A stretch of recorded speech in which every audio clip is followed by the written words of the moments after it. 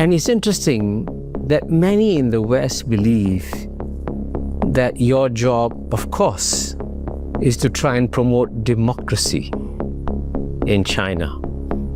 And you say, why can't the Chinese accept this great Western gift of democracy to China? The reason the Chinese are suspicious is that when they were very weak and defenseless, you didn't try to feed democracy to them. You stuffed their mouths with opium. You forced China to accept opium in return for Chinese tea in 1842. The Chinese learned a very powerful lesson. When you're weak, the West will take advantage of you. Now that they are strong and successful, the West wants to export democracy to them.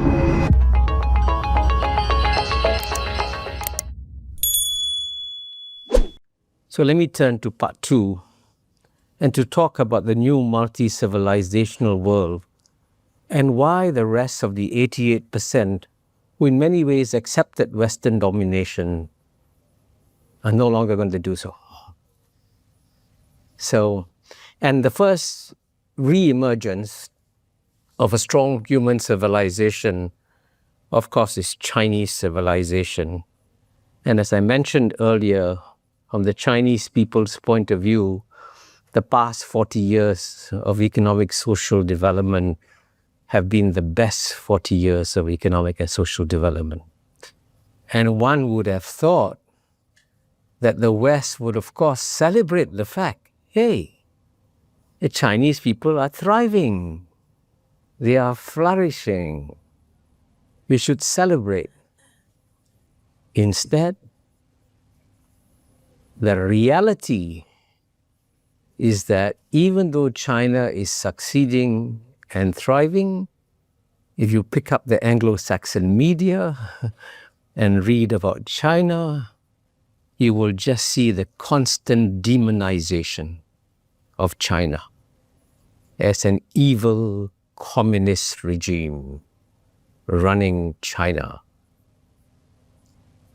And there's no doubt that China is run by the Communist Party of China. But the goal of the Communist Party of China is not to revive communism. The goal of the Chinese Communist Party is to revive the great Chinese civilization. But as you know, in geopolitics, what you need to do to justify when you have to take stands against a competitor, you have to demonize the competitor. And that's why when the House of Representatives of the United States Congress set up a committee and said, this is a committee to manage the strategic competition between the United States of America and the Communist Party of China. But the real competition is not against the Communist Party of China. The real competition is with the Chinese civilization that has decided to come back at this moment. And again, what's amazing is that so few in the West are aware that Chinese civilization, for most of human history, has performed as well as the West. And again, it's only in the last 200 years that China, and also India, by the way, fell behind. But that falling behind was an aberration.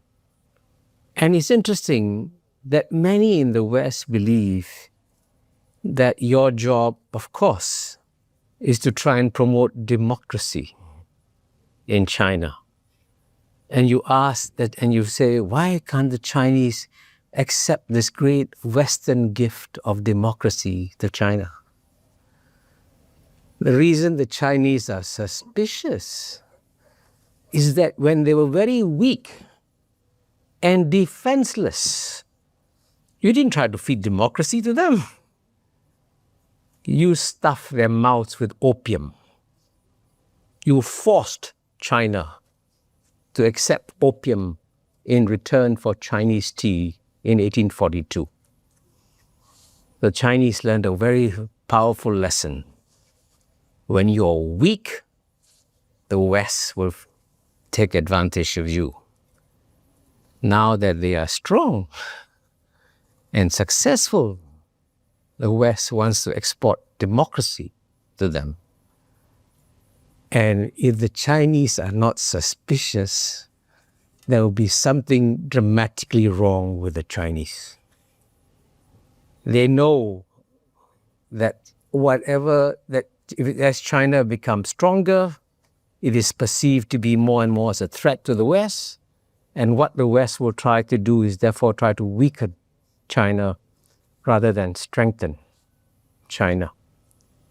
And so, at the same time, just to emphasize how what the forces that are driving this re-emergence of China, and maybe I should just give you one point of data so you understand how dramatically power is shifting in the world, by the way. In the year 2000, when the 21st century opened, the combined GNP of the European Union was 7 times bigger than China. 7 times. Today, they're about the same size. By 2050, the European Union will be half the size of China. Believe me, such major structural shifts of history don't happen that often. We just happen to be living at a time of major structural shifts that are happening.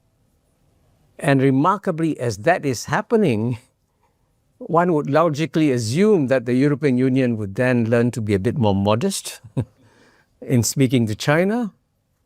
Instead, it's for the rest of the world. It's absolutely amazing to see the leaders of the European Union, like Elizabeth von der Leyen, like Kaja Kallas, make these incredibly condescending, dismissive remarks about China.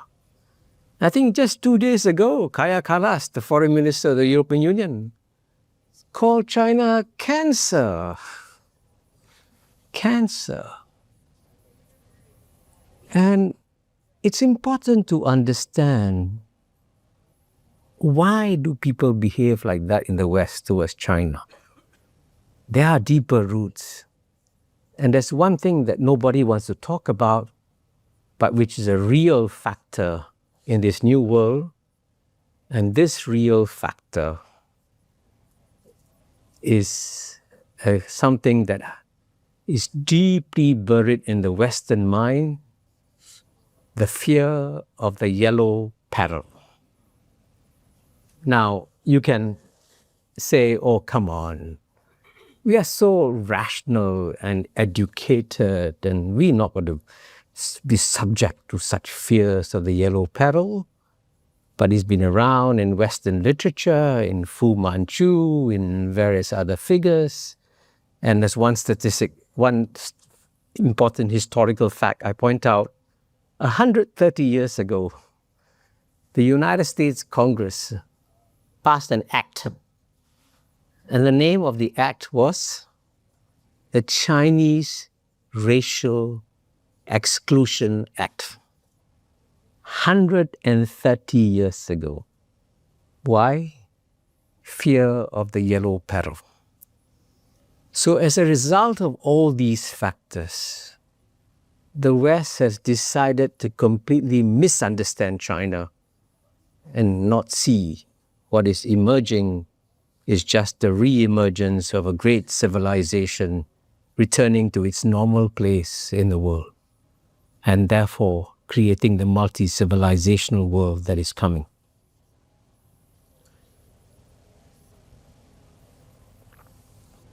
So what's going to happen over the next 20 to 30 years as we try to adjust to this new world that is coming? And as far as actually, as you guys, no one can see the future, okay?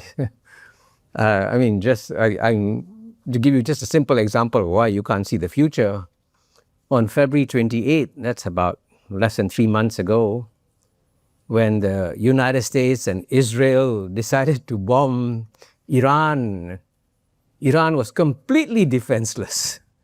Couldn't shoot down a single American plane, couldn't shoot down a single Israeli plane. And I thought, game, set, match, everything is over. Iran will collapse in 3 to 4 days, and US and Israel will win, right? That would be the logical, rational thing to anticipate. Isn't it hard to believe that the result today is almost the exact opposite?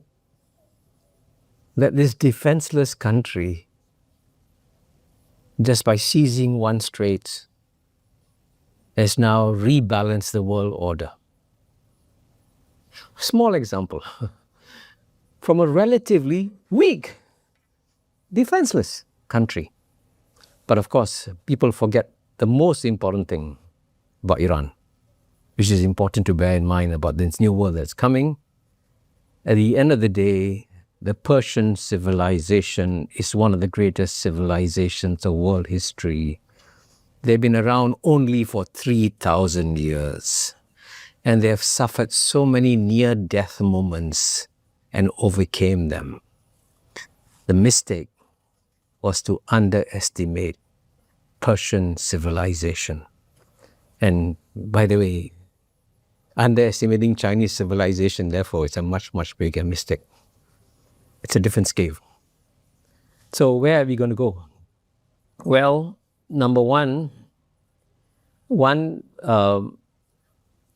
possible outcome is that the West, led by the United States, will apply maximum pressure to try and stop the rise of China. This is not an illusion on my part.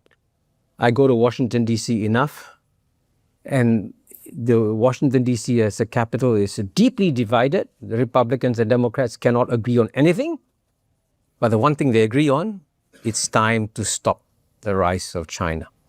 So one scenario which is quite possible is that the US and the West will step up its efforts to stop the rise of China. And that, as you can well imagine, will mean a very uncomfortable world for us, and that will lead to lots of consequences and so on and so forth. But I hope that one note of caution that everyone in the West should be aware of is that, unlike in the Cold War, when the United States carried out a successful containment policy of the Soviet Union, many countries joined the West in containing the Soviet Union, including third world countries like Indonesia, Pakistan, Egypt, Congo, all joined the West. This time around, the rest of the world is not going to join the West in trying to contain China. So I always tell my American friends, think twice. Your efforts to stop the rise of China are not going to succeed. But nonetheless, there's at least a 20% chance that this maximum pressure will continue. The most likely scenario, for which I give odds of 60%, is that in one way the world will, as usual, muddle through.